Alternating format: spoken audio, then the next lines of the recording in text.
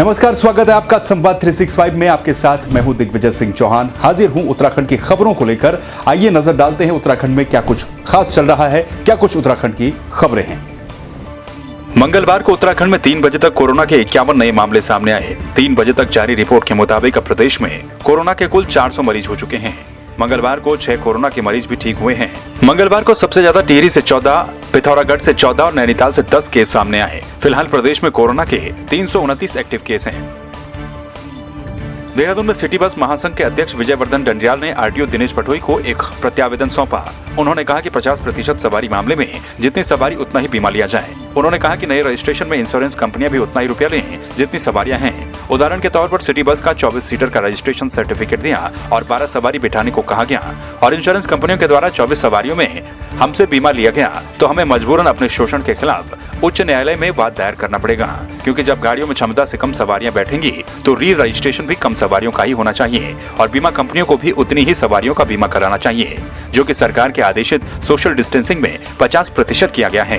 मेरे द्वारा आज आरटीओ महोदय को एक ज्ञापन दिया गया जिसमें यह कहा गया है कि जितने भी छोटे से लेकर बड़े तक यात्री कमर्शियल वाहन है उनका तो एक तो रजिस्ट्रेशन सर्टिफिकेट कैंसिल किया जाए और दोबारा से जो है नया री रजिस्ट्रेशन सर्टिफिकेट बनाया जाए, क्योंकि उससे हमारे को लाखों लोगों वाहन स्वामी को यह फायदा होगा कि जितनी जैसे कि सरकार द्वारा बताया गया है कि सोशल डिस्टेंसिंग का पालन करो और 50% सोशल डिस्टेंसिंग में यात्रियों की बात की गई है, तो हमें जब सरकार द्वारा आधी सवारियों की बात की गई है तो सरकार जिस तरीके से रजिस्ट्रेशन कराती है उसी पे जो है बीमा कंपनियां अपना जो हम प्रति यात्री का जो बीमा लेती है, तो जब सरकार द्वारा 50% सवारियों की बात की गई है तो हम भी चाहते हैं कि जितनी सवारियों की सरकार ने बात की है इंश्योरेंस कंपनी भी जो है उतने ही यात्रियों का हमारे से बीमा ले। देवभूमि में इंसानियत को शर्मसार कर देने वाली घटना सामने आई है, जब चमोली जिले के जिला मुख्यालय गोपेश्वर के पास कोठियाल सैंड में एक घर की छत पर पॉलिथीन के अंदर लावारिस हालत में नवजात शिशु मिलने से हड़कंप मच गया। भवन स्वामी और स्थानीय लोगों के द्वारा चमोली थाने में इसकी सूचना दी गई, जिसके बाद मौके पर पहुंची पुलिस ने 108 एम्बुलेंस की मदद से नवजात को गोपेश्वर भेजा। फिलहाल शिशु की हालत स्थिर बताई जा रही है और पुलिस छानबीन में जुटी है। हमें हमारे 108 डिपार्टमेंट से कॉल आई थी डीओ लाइन से, तो उन्होंने बोला कोठियाल साइड में कोई राणा गांव, वहाँ पे एक न्यूबॉर्न बेबी को कैरी बैग में थर्ड फ्लोर के रूफ पे बच्चे को रखा हुआ है।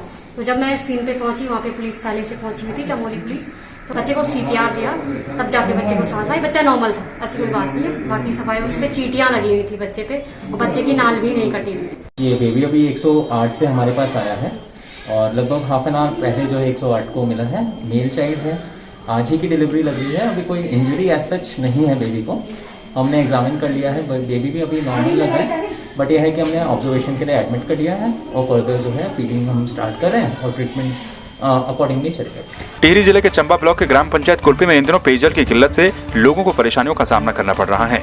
पेयजल की कमी के कारण प्रवासियों के लिए क्वारंटाइन सेंटर में पानी की व्यवस्था भी नहीं हो पा रही है। गाँव के लोग यहाँ पर लोगों के लिए दूर से पानी लाने को मजबूर हैं।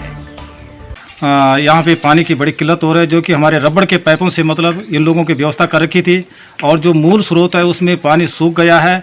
अब हमें वहाँ से भी पानी नहीं मिल पा रहा है। और मैं जयपुर से आया राजस्थान से और वहाँ से आने की व्यवस्था तो हमने खुद की अपने और गांव में पहुँचती बाकी प्रॉब्लम जो भी है तो सबसे ज़्यादा में पानी की है और व्यवस्था सारे अपने प्रधान जी ने कर रखी है। टिहरी में रॉड संस्था के अध्यक्ष सुशील बहुगुणा के द्वारा कोरोना संक्रमण के फैलाव से बचने के लिए नगर क्षेत्र चंबा के ऋषिकेश चौक पर आम जनता को मास्क, ग्लव्स बांटे गए। इसके अलावा ड्यूटी पर तैनात जवानों को भी मास्क, ग्लव्स और सैनिटाइजर दिया गया।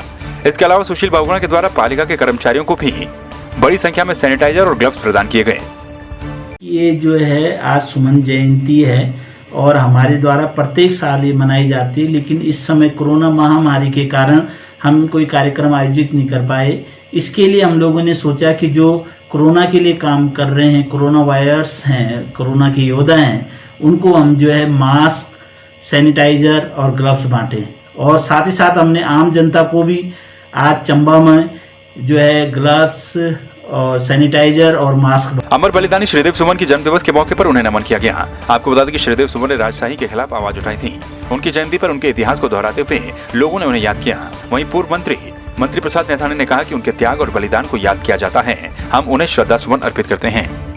श्रीदेव सुमन जी के त्याग और बलिदान से आज के परिप्रेक्ष्य में मैं ये कहना चाहूँगा कि हम सबको संविधान की रक्षा और देश की आज़ादी की रक्षा के लिए समर्पण भाव से देश के लिए सब कुछ न्यौछावर करने के लिए तैयार रहना चाहिए। पौड़ी जिले में कोरोना से पहली मौत हुई है, जिसकी आधिकारिक पुष्टि सीएमओ पौड़ी ने की है।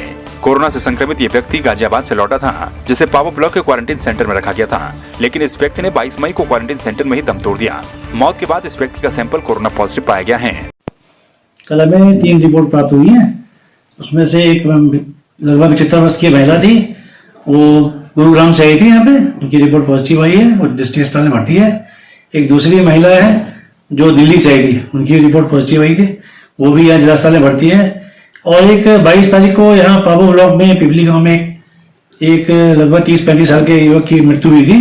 वो दिल्ली से आए थे एक दिन पहले, उनका यहाँ जिला अस्पताल में पोस्टमार्टम हुआ था और उनका सैंपल हमने जांच के लिए भेजा था, तो उनकी रिपोर्ट हमें पॉजिटिव प्राप्त हुई है। पौड़ी में सोमवार शाम को कोतवाली कीर्तिनगर के चौरास चौकी क्षेत्र अंतर्गत जीवीके कंपनी के डैम साइड झील में एक अज्ञात शव तैरता हुआ मिला।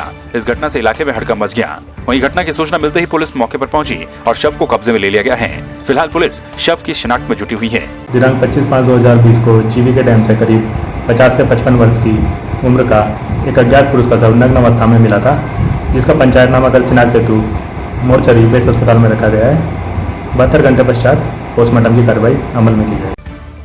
तो आपने देखा उत्तराखंड में क्या कुछ खास चल रहा है, क्या कुछ उत्तराखंड की खबरें रही। एक बार फिर से आपके सामने हाजिर होंगे उत्तराखंड की कुछ और खबरों के साथ। तब तक के लिए आप बने रहिए संवाद 365 के साथ। नमस्कार।